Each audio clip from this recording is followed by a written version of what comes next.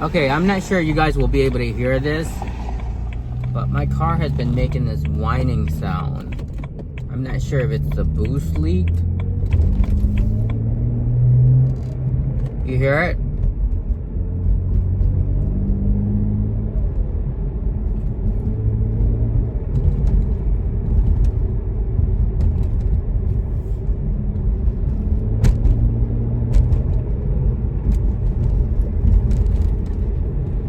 I read somewhere online, someone saying a turbo that sounds like that, it's going bad.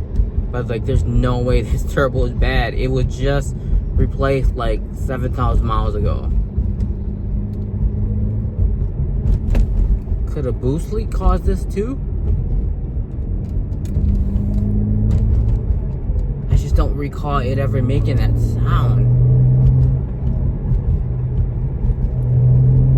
Or is that normal, you guys?